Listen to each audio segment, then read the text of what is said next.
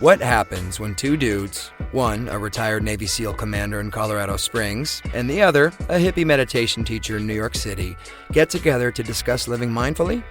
That's a great question, because we don't know what will happen either. Raw, uncut, and unapologetic. Welcome to Men Talking Mindfulness with co-hosts John McCaskill and Will Schneider. Each week, we take an authentic dive into how mindfulness continually impacts our lives, deepens our relationships, and allows us to be emotionally alive.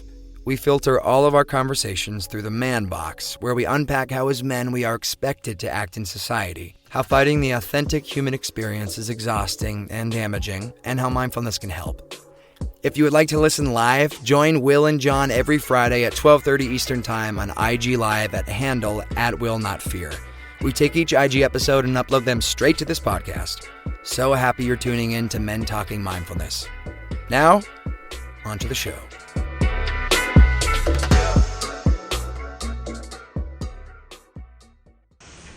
Hey, hello. Men Talking Mindfulness, going for episode number 10 today. John's going to come on in a second. So welcome. Thanks. There's the Frog Man, retired Frog Man. How cool is that? That he is like 1 week into retirement. And let's do this with John. Let's have some more fun today. And we're going to talk about resilience. How about that? So stay tuned. Welcome back. There he is. Hey, John. Hey, brother. How you doing, man? Good to see you. I'm doing well. How are you? I'm also doing well. I barely made this one. I'll be honest. I drove from Salt Lake City this morning. Hey, Karen. I see Karen on. Yeah, Karen's on there. Yeah. Drove from Salt Lake City to Elko, Nevada, which is kind of in the middle of nowhere. And, man, that's one of the weirdest drives I've ever done.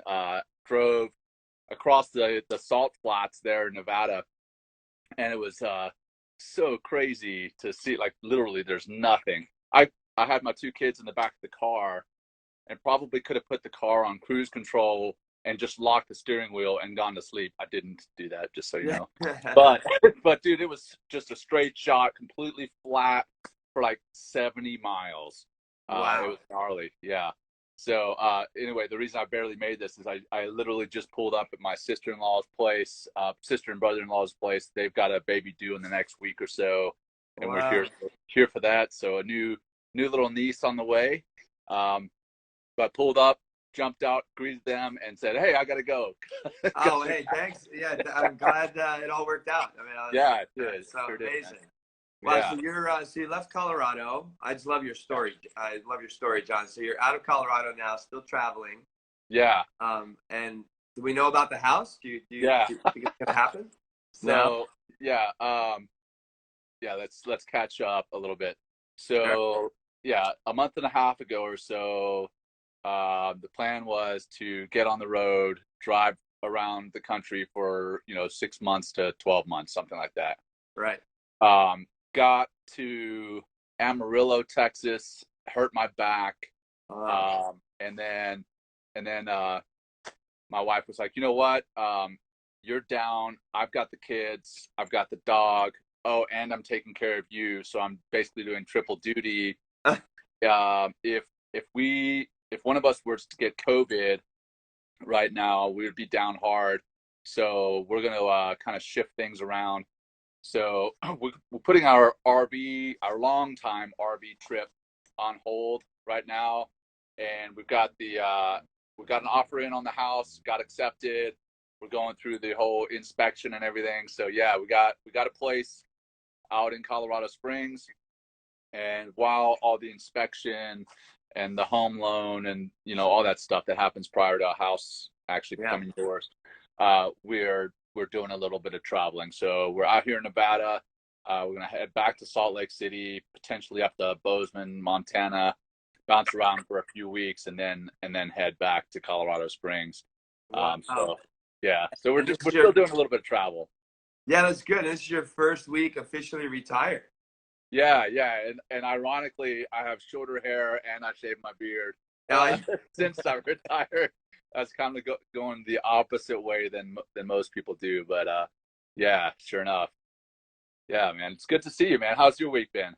It's been good. Yeah, it's been good. I just keep working really. So I'm Yeah. either if I'm not teaching, which I could probably do a little more of, but like I'm pretty comfortable where it is right now.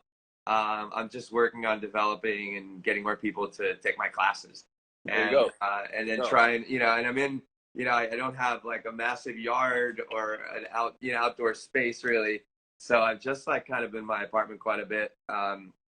And what I've been doing is like to stay strong and stay motivated and keep my energy levels up. Like I've been doing these like high intensity interval training classes on YouTube. Oh, nice.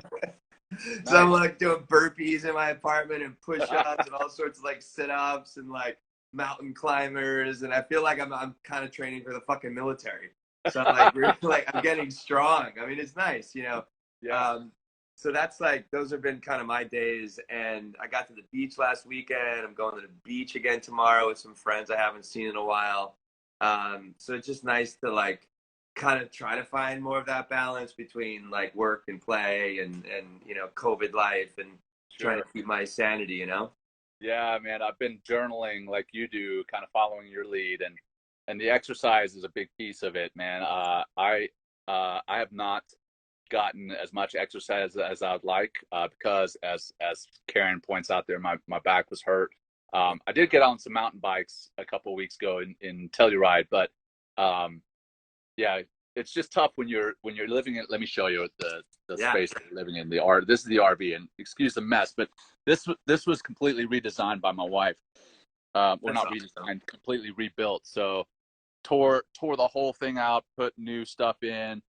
My daughter's little bed there, Oh, our that's cute. space in the back there, and then let me let me show you this. This is my son's bed. Up top here, it looks like Oh, a I love cage. that. Yeah, it literally looks like a cage, right? So Yeah, right well, now, he's gonna roll out and fall in his ass. so anyway, that we're on survival mode from when we get up and the kids are with us until they go to bed at night, and then the two of us look at each other and just sigh. And I think that has a lot to do with what we wanted to discuss today is resilience. Yeah. And man, I'm having to practice some serious mindfulness to feel a sense of resilience. And yeah, one of the folks that I interviewed for my podcast was Rick Hansen, and Rick has written books. He wrote the Buddha's Brain, and he wrote a book called Resilience, or maybe it was Resilient. I think it's Resilient. And on the podcast and in the book Resilient, he talks about what you need to be resilient and how mindfulness can play a part in that. Basically, he has like if you picture this 3x3 matrix, and in life you have things that are happening in your world around you, Yeah. things that are happening to your body, and then things that are happening to your mind. So that's the top three. Yeah. And then the three things down the side are the challenges that are going to happen to those things, the vulnerabilities that you can experience in those things, and then the resources that we have at hand. And the challenges you can kind of just you can't affect that much. Yeah. The vulnerabilities you can affect a little bit by maybe working out or practicing mindfulness, or getting the right job, being around the right people. But there's only so much that you can do to address the vulnerabilities. And the last thing is the resources, and that's where you have the most potential to make change. But people don't focus on those resources. And the resources that you have to kind of up armor your mind, one of them is mindfulness. By practicing mindfulness, you can kind of rewire, as we've talked about before, rewire your brain and prepare for adversity, prepare for challenges that are going to come your way. Even though you're focused in the here and now, it's still rewiring your brain so that you respond with that prefrontal cortex instead of the amygdala. So that really helps with the resilience, Yeah. the resilience piece. And then another person that I had on the show. I hear my family coming up now. They've come from the house back to the RV. Bring them on So in. they may be show. making a cameo appearance. So it was James Barris, and he talks about the negativity bias and how, back in the day of saber-toothed tigers, we were wired to constantly think that there's a threat behind every bush, right? Yeah. And that saved our lives by being focused on the fact that there could be something negative. That saved our lives. If we do the opposite, then we're focused. Hey, come on in. Can you trade?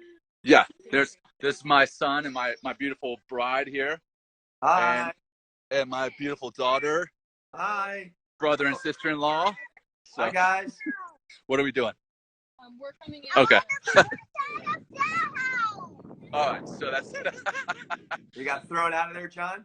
Yeah, I did. So anyway, he talks about, the flip side of the negativity bias, the positive side. If you constantly think that there's not a saber-toothed tiger behind the bush, what's the cost of being wrong there? Well, the cost of being wrong with the positivity bias is you die. The cost of being wrong with the negativity bias is, hey, there's no threat, and you just go on with your life. Yeah. But that same negativity bias has carried forward into the life that we live now, and we constantly are thinking that there's a threat when in fact there's not one. Right. So we're constantly on high alert. So mindfulness can help us to develop the other side of that, the positivity bias, and actually start thinking that there are good things in life, and that helps us to be more resilient. Hopefully it's not too windy. Can you hear me okay still? No, I can hear you great. Yeah, no problem. Great. Yeah. So those are two things that I've been having to. Sorry, this was really long-winded. No, go for it, man. Those are two things that I've really had to focus on in the past few weeks that we've been living in that RV, living on top of one another. Being stressed by health, being stressed by not working out as much as I'd like to. I've had to focus on the positive things. Hey, what good things are coming at us? This is an amazing opportunity to live with my family in an RV. It's an amazing opportunity to be in a different place every time we talk, right? I mean, I think the past, 4 or 5 episodes, I've been in a different place every week. Yeah, it's exciting for me, John, because I'm always in my fucking apartment, except for like one episode, right? I was somewhere else. Yeah. So you're having to play Where in the World is John this week? No, it's good. It's good. Hey, how about before we go any further, let's drop in. We'll do a little breathing and meditation. I mean, if can you have a comfortable spot, John, or I'm what are you feeling? I'm trying to find one. I think I'm just going to stand for it. So I'll do a standing meditation. Okay, awesome. You want me? I'll drop us in for this one. Yeah, that'd be great, man. I'd appreciate that. Okay, yeah, or maybe lean on a car or something. I don't know. I'm just looking out for you, John. That's a good idea. I'll go lean on my car. Yeah, there you go. Okay. Okay, so once John's getting settled, everyone else out there, well, first of all, thanks for being with us today. Find a nice little comfortable seat, or, find your feet grounding a little bit deeper into the floor if you're standing up. Close your eyes, and we'll just start with a nice exhale out your mouth. There we go. Beautiful. If you want to bind up and feel more of your breath, hand on belly, one hand on chest, and let's take a big inhale to the nose. And exhale out the mouth again. And again, bigger breath. And let that go. And let's do it again. Good. Big breath in. Let it go out. And we'll do one more. Good. Let it go out. Let it go out. Even calming ourselves down a little bit more. We're just going to simply, I'm not even going to really guide them, but we're going to do 5 more breaths, and the remainder of this little check-in, I just really want you to get very acquainted by breathing smoothly in and out of your nose with a nice calm and easy pace, with a nice not just the beautiful quality of your breath, but also a nice quantity of your breathing. And just allowing the focus to just be on that quality and quantity and smooth, even rhythm flowing of your breath through your nose.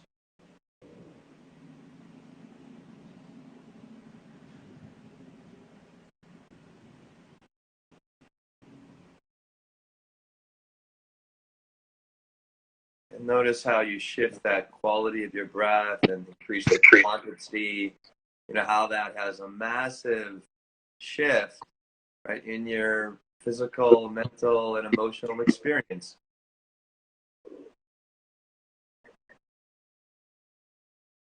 This is just a very easy way to tap in and check in with yourself, and always a great means to find that kind of bounce back resilience that we're going to talk about a little bit more today.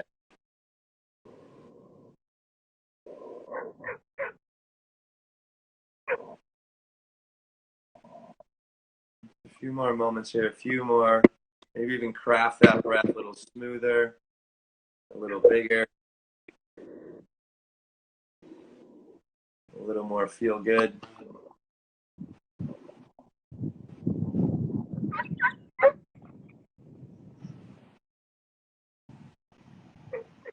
And just take one moment here, just checking how you're feeling now from where you were to where we are right now.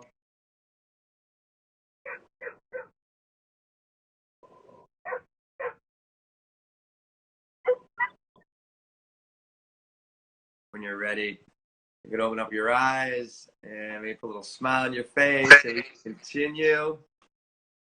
And we got you, John. You got quite like you know. I think like I feel like we staged this. Like there's just resilience pitfalls everywhere. Dogs barking. You're not even sitting down. Oh man, I had to smile during that meditation. So our in-laws have 2 dogs, and we brought ours over here, so they're in the background barking up a storm. And last week, my dog was like jerking my arm off as we were. Wow, that sounded terrible, but anyway, yeah, just having a focus on what it is you're guiding me through. I think I'm just gonna walk as we talk. Yeah. Hopefully I'll keep connected. But the other side of things, I gotta focus on. I mean, I'm in the middle of nowhere, but it's beautiful. Some pretty awesome mountains to look at. It's a beautiful day. I mean, the weather here is unbelievable. Granted, it's 9:30 in the morning, but on the west coast, not west coast, but western part of the U.S. You're breaking up a little bit, John. So just so you know, but we're good.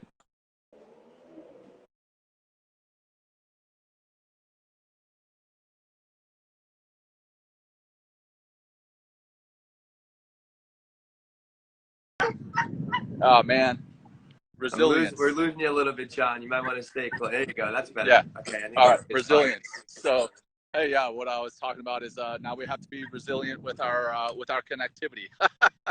So just bouncing. Yeah, exactly. So, yeah, I didn't stage this, but hey, well, like we've talked about in the past, and I'm sure we'll talk about it again in the future, is live is authentic, and authentic is live. So here I am, man, in the middle of nowhere with limited connectivity. So yeah, before we continue on with resilience, I thought it'd be really good because, like, it might be to actually get the definition of what resilience is. Yeah. Right? So, and resilience, and this is online. This is, I don't know what dictionary this is, but here's like actually 2 definitions I thought would be worth sharing about resilience. And as a noun, resilience means the capacity to recover quickly from difficulties, and also I guess it could stand for like toughness. And then the second one is more kind of objective, but it's still like, I feel it has resonance as well. The ability of a substance, like a human being, right, or object, to spring back into shape, right? So imagine like, elasticity, like a rubber band being stretched out, stressed, but having the ability to come back to its natural center, its natural self. And I think, to find to be a human being, what I keep discovering, if I want to be happier, if I want to feel more fulfilled, if I just want to live a better life, there's a sense of like compassion and kindness to myself and others. There's a sense of just a sense of peace and groundedness that that like I continually use these practices of mindfulness and meditation in order to really establish and toughen, right, that elasticity, so I can come really back, and quickly, as I think ultimately is what happens as we take on these practices.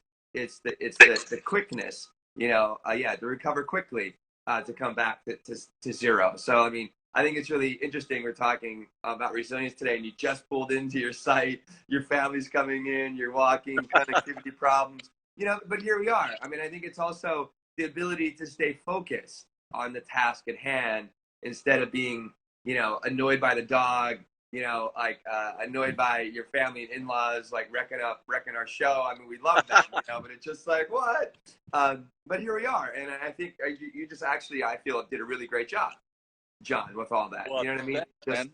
Just getting back to center, getting back to your happy and grounded self. Right. Well, I appreciate that. It's a daily struggle, but yeah, I like those definitions, man. The way that I kind of picture it is, we all, or I think a lot of men anyway, we try to act like we're tough, right? Tough and strong, and what was it? The movie with Wyatt Earp and Doc Holliday. Yeah, great movie. Yeah, I can't. I'm getting the name right now, but it was about Wyatt Earp, and there's a scene where Doc Holliday says to Wyatt, he's like, "I was mistaken, Wyatt. You were an oak." And a lot of us, we as men, we want to be these tough oaks, right?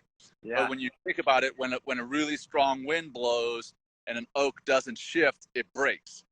Right. What we want to be is a tree that is more going to roll with the wind, roll with the punches, because in life, those punches are going to come.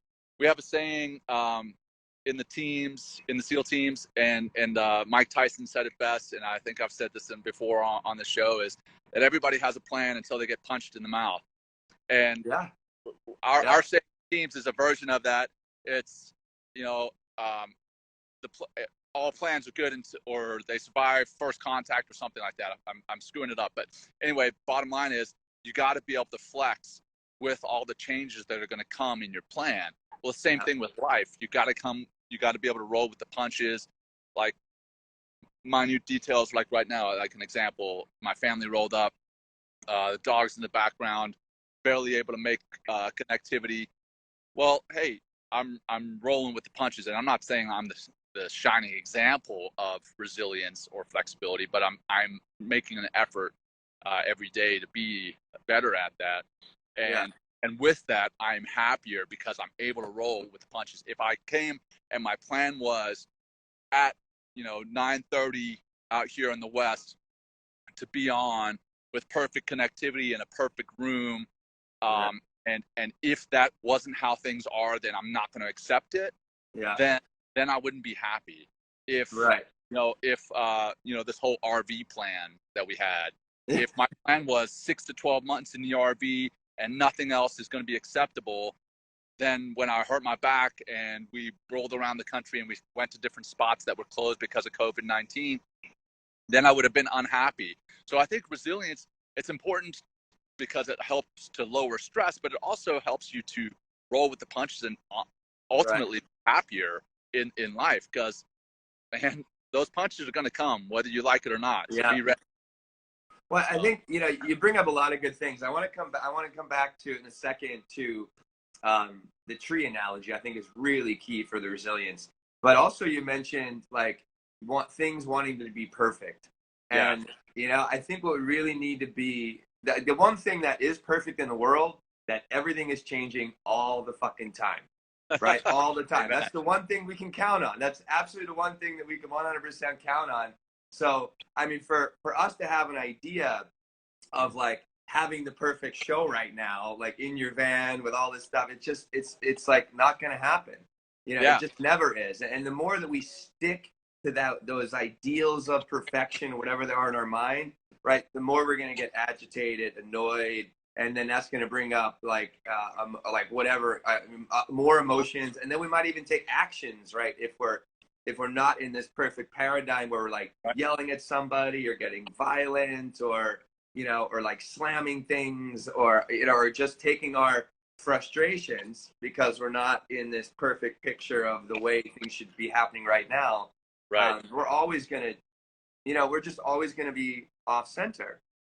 And I think to find more of that center, right, and really be able to come back in, to this, be able to be stretched and stretched and stretched, but still never really lose that core central place.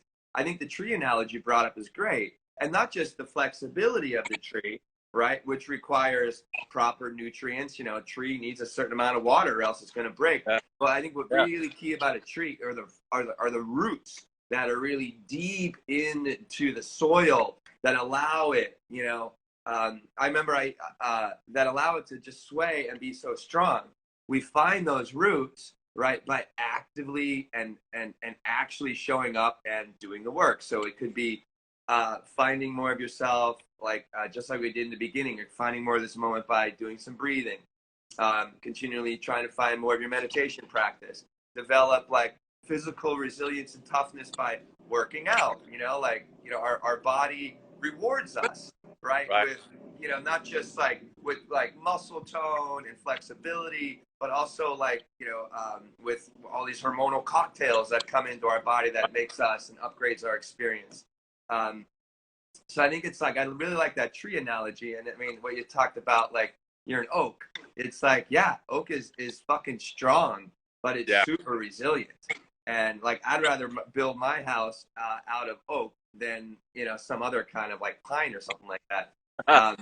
But I think it's, but I remember early on during the pandemic, I kept hearing over and over and over again this parable in the Bible about building your house on sand. Yeah.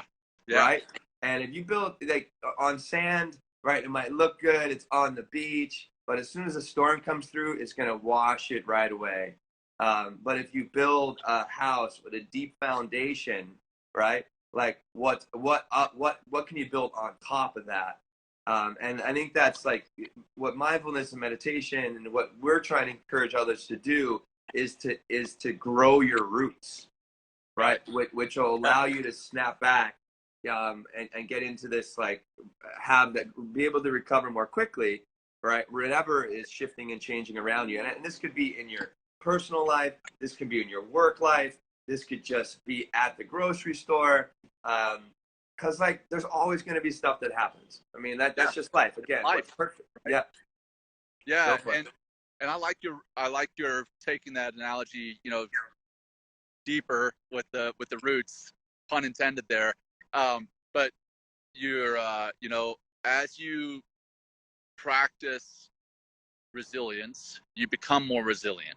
And I mean, that's like we've talked about, as you practice mindfulness and meditation, it's easier and easier to do. But the other side of things, as you mentioned, like the hormonal cocktails you get by working out, and you become physically stronger and all these other things. The other side of things is you get better sleep. And I think sleep is the foundation for so much of how we feel, how we think. If you're practicing mindfulness and you're going to be more resilient, you're going to sleep better because you're not going to worry about the punches that are bound to come. They're going to come, but you're not going to worry much about them. So you're going to get more sleep, better sleep, deeper sleep. You turn around next day after 8-9 solid hours of good sleep, you're going to think more clearly. You're going to respond better to the punches that come your way. The next night you're going to sleep better. The next night, and it's this cumulative effect of positive sleep.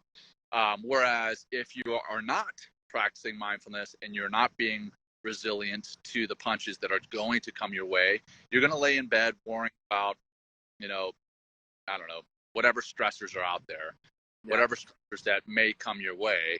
And then the next day you go in with 5-6 hours of sleep. You're not thinking clearly. Now the stressors add up, and it's just this negative spiral. So, there's so many benefits to being resilient, but how do you get there? It's like we talked about. You got to look at your life, know that those punches are going to come, and be ready to take those punches and what's next. Like, again, going back to the SEAL teams, we don't just come up with a single plan and say, this is our rigid plan, this is what we're going to stick to. We have our plan, and then we have contingencies, like, what if this happens? Okay, well, if this happens, then this. I mean, the whole Osama bin Laden raid, when, we've all heard about it, read about it, seen the movies about it, the helicopter crash, that was something that they trained for. They had a plan in mind. Hey, if one of our helos goes down, this is what we're going to do. And they rolled with it. So you've got to, in your life, make these plans, but understand no plan is perfect. Hell, 3 years ago, if you'd told me that I was going to be retired from the Navy, living out in Colorado Springs, I would have, and being a mindfulness teacher, I would have laughed at. Yeah. Will, I'm not even sure if I've shared this with you, but I'll share it with you now. Yeah.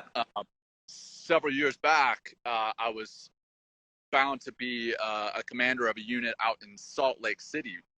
And just before I headed out that way, I may have shared this with you, I can't remember, but just before I headed out that way, my then brother-in-law beat up on my sister. Oh. And I called him. He didn't answer because he's a coward. So I sent him a barrage of texts telling him basically what I was going to do to him if he laid another hand on my sister. And this coward turned around and filed electronic harassment charges against me. And the Navy Criminal Investigative Service, NCIS, got involved. They treated me like a criminal. They did cheek swabs, DNA tests, and everything just to make sure that if anything ever happened to this guy, they had evidence that it was or was not me. So anyway, the Navy got pretty upset with me for that. I mean, that was stupid of me, but I did not think it was going to go to the level that it did with the Navy. But my plan, the reason I even mentioned all that, was my plan was then to go command this unit out in Salt Lake City, then come back, command a SEAL team, and then go out and continue my life in the Navy. Well, that didn't happen, right? I mean, here I am. Well, because of that instance, that helped me to get. I went back to Virginia. I really did some deep introspective work, and I was like, what now? What's my plan now? And my plan was, I don't know. I don't fucking know. I gotta figure it out. Well, with time, I came up with a new plan, and that plan was flexible enough to where I could roll those punches that I knew were going to come. That original plan, I should send it to you one day. I've literally drawn it out on paper. Yeah. And month by month, what I have to do, and I was sticking to that plan. And then this major punch came where my then brother-in-law filed electronic harassment against me, and I got in trouble with the Navy, and I was like, crap, now what? And it wasn't just me. My family had to roll with those punches too. I mean, we had up and moved from Virginia to Salt Lake City, and now suddenly we weren't going to be in Salt Lake City anymore. So, wow, learning to roll with those punches, learning to roll with, my kid, my little girl had some health issues, rolled with those punches. I think as you face adversity, you actually learn to be more resilient. So I think you can. Oh, sure. I think you can become more resilient through adversity, like almost intentionally putting yourself in uncomfortable situations. I work with Jason Van Camp and Mission 60. Jason's a former SF guy. He actually lives in Salt Lake City, funny enough, and he's got a book called Deliberate Discomfort. And I think that title right there, Deliberate Discomfort, that says it all. That helps you to develop resilience by putting yourself in situations where you're going to be uncomfortable, where you have to roll with the punches, where you can't go in with a very rigid plan. You have to go in with kind of a framework that you can adjust from and go from there. Sorry, man, I'm blabbing it again. No, not at all. I mean, well, you're bringing up a lot of good stuff, John. Like, I think it's like, so, I mean, I'll just give you some ways that I continually develop, my resilience. And I think you bring up many different points of resilience in the sense of physical resilience, right? So I'm doing I've obviously practiced a lot of yoga. I teach it, Yeah. and that helps me develop a certain type of physical resilience. But also, like, now I'm doing all this high intensity stuff. I keep pushing myself. Like, I do like 3 in a row, like right in the morning, and I'm doing burpees, and I'm like winded, and I'm doing all these push-ups, and my body is like screaming at me in some ways, like explosive push-ups I'm doing, sometimes. But I'm developing this this physical resilience, right? Which helps me become more confident in what my ability to do. Right. One thing that I do, and now it's like become a little easier, is like I take cold showers, like Yes. all day, first thing in the morning, and that's just not a physical resilience, but it's a big mental and emotional resilience too, because like I am beginning to confront my relationship with cold water. Yeah. And if I can change that, like in the moment, I mean, it's so visceral. You like have cold water showering over your body, and just by taking a couple breaths, giving myself some nice like self-talk, it's like, I'm okay, everything's gonna be all right, and just work from a state instead of resistance, right? A place of like acceptance, which I think is a really key part of resilience. It's like, I need to accept where I am and what I'm doing, and how do I grow beyond, or come up with a new plan, like you're saying, in that moment, or come up with a new plan, that I need to work with over the next, or over like a few weeks or something like that. Those are a couple of things that I continually do in order. And then I think another one is like, I am now a hell of a lot more willing now to put myself in or to step forward when things get uncomfortable, like in a relationship or something like that, or not even knowing what I exactly need to do, but know, I mean, from experience, that if I'm in the game or I step into the ring, like at least I'm doing something instead of being a coward and running away. It's like stepping up and then seeing what can, and by putting myself, and I live in New York City, so there's a lot of people, a lot of situations. I've taught thousands and thousands of fucking classes, and you have yoga classes, and I say that because sometimes the room gets a little weird, a little funky, and instead of being like kind of cowarding away, like I step it up even more. And every time I step into that, maybe like a ring of fire in some ways you could think of it, like I am just developing more skills for resilience, where I can really just be more, and all of this stuff, all these things just make me a more powerful and confident individual. And what I'm finding, what power really is, it's not like this aggression, but being that oak, that peaceful, strong oak that is just standing, in the middle of it all, and like taking the punches, but not going down. Yeah. A couple of things you hit there, man. First off, that cold water, doing some Wim Hof breathing, that's huge. One of my good friends, Josh Dunce, he's a former explosive ordnance disposal technician. Wow. He's got a whole company based around that cold water immersion therapy, because it's so good for you physically, but it's also, when you're in that cold water, you can't think of anything else. You have to like, literally, you're like, I can get through this. Even if it's a cold shower, I mean, which I'm assuming in New York City can get pretty cold. That's really literally almost all you can think about. So that's being mindful in that moment. And the next piece you mentioned there is having kind of the courage to step into uncomfortable situations in relationships, with friends, with loved ones. That is definitely something that I didn't used to do. If there was an uncomfortable situation in a relationship, I would just either get passive aggressive and just let it go, which leads to toxicity in the relationship, or I would just end the relationship. Just whether it was with a girlfriend, whether it was with a friend, whether it was a coworker. Now. We're losing you. I'll call there for a second. I know that stepping out of my comfort zone. Can you hear me? Yeah, I got you.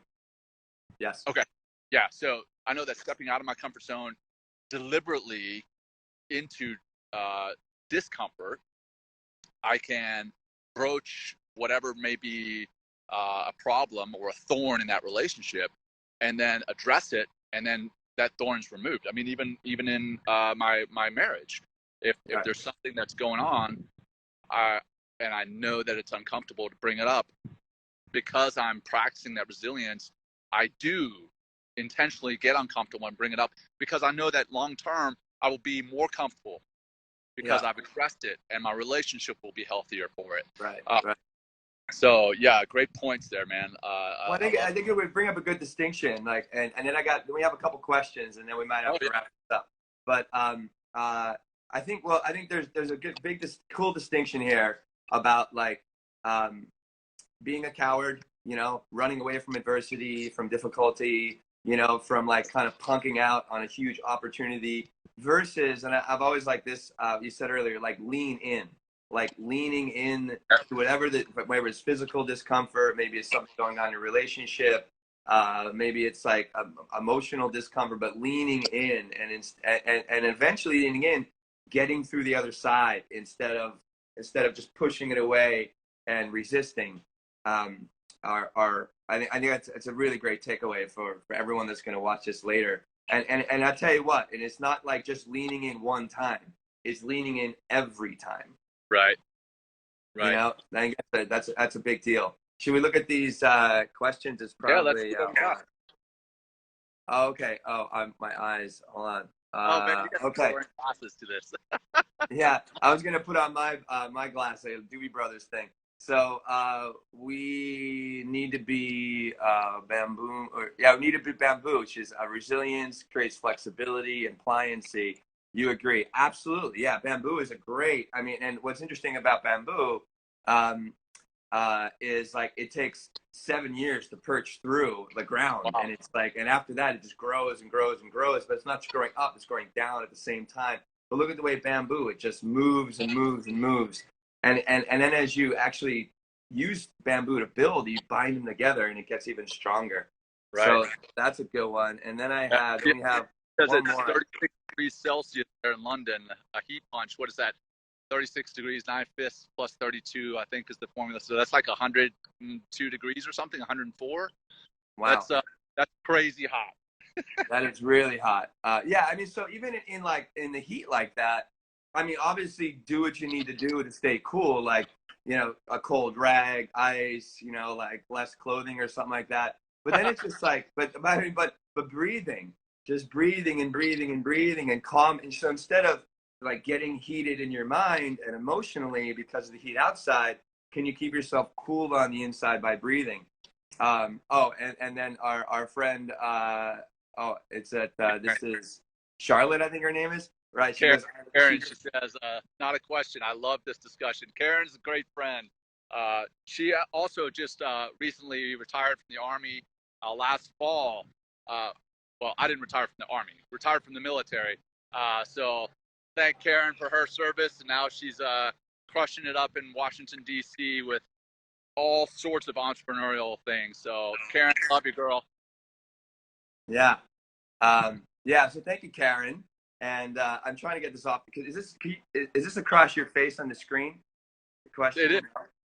Is it? It is. I'm trying to get rid of it. I don't know how to do this. I'm not so great. Oh, turn off questions. Okay, maybe we'll do that. Turn off questions. Anyway, that's not working at all. Okay, I don't know why it's not doing anything. Okay, well, hey, why don't you take us home, or anything you want to add, John? I thought we did a really good job on resilience, and then that's like. I mean, if I can pat ourselves in the back, right? Yeah. And, I think it's like, this is like one of the key points about what mindfulness is going to bring to any one of its practitioners is this sense of being flexible, being flexible like bamboo, being like strong like the oak, right? But having, that yin and yang, that you're from physical standpoint, mental and emotional, and what's possible if you have that level of resilience, or you develop resilience in your body. Right. So I agree. Thanks for again holding this space and this great conversation.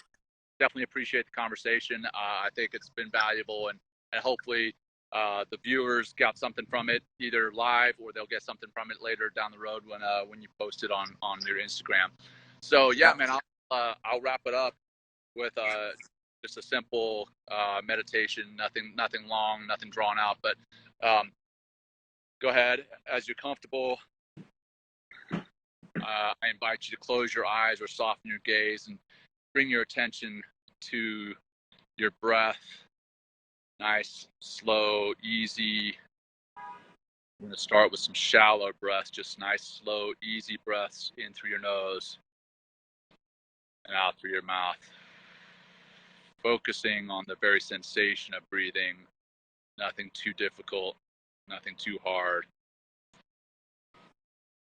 In through your nose, out through your mouth.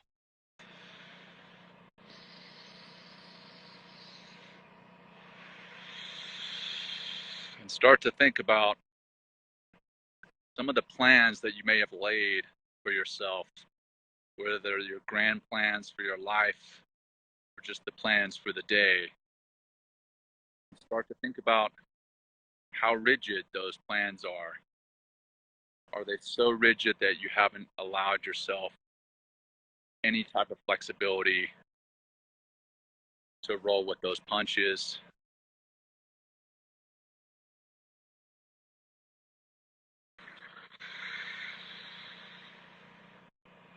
Are you giving yourself breathing room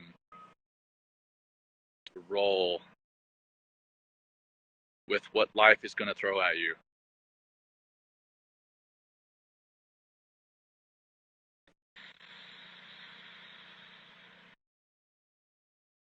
If you haven't given yourself that room and that flexibility, what can you do in the coming days, weeks, months?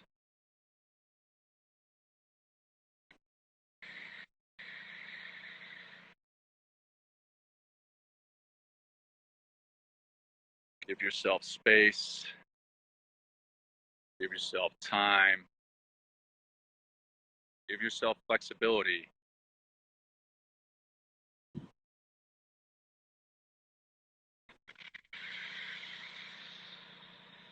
Breathe.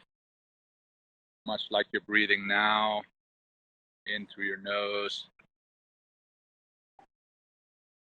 out through your mouth.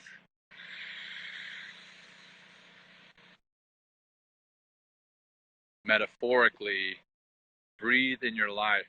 Give yourself room to breathe.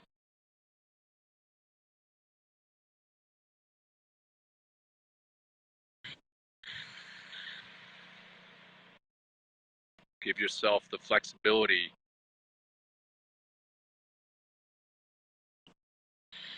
the agility, finally the resilience that you need to roll with what life is going to throw at you. It's going to throw curves. It's going to throw punches. It's going to throw wrenches. Become resilient by offering yourself the space and time to breathe and flex.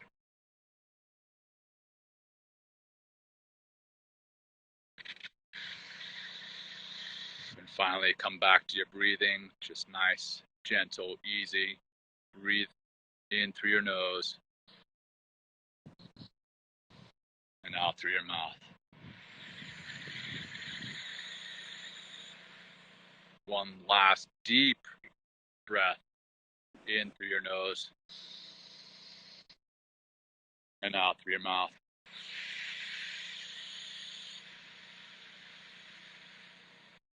And come back slowly, working on your physical flexibility, stretching out your neck a little bit.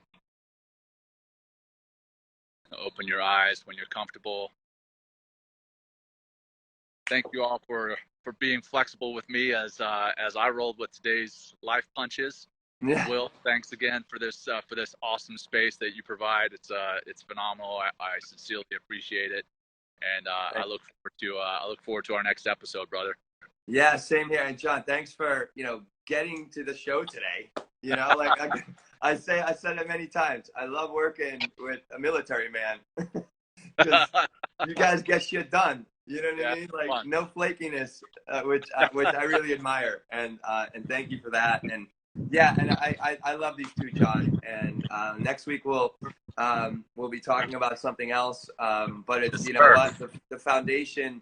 The foundation is resilience, is basically, and how to get to resilience, and then how to access all of that resilience and live with it, really, and move with it. So thanks again, John.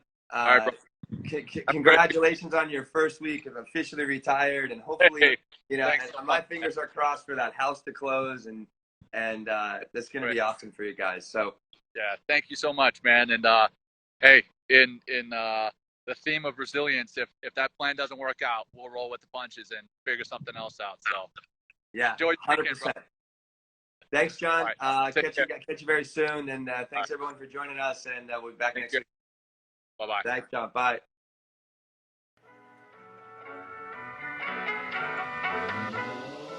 Thanks for joining Will and John on Men Talking Mindfulness. If you enjoyed the show, please like and share it with your friends and family, and please, we would appreciate a review too. Until next time, this has been Men Talking Mindfulness. Thanks for showing up.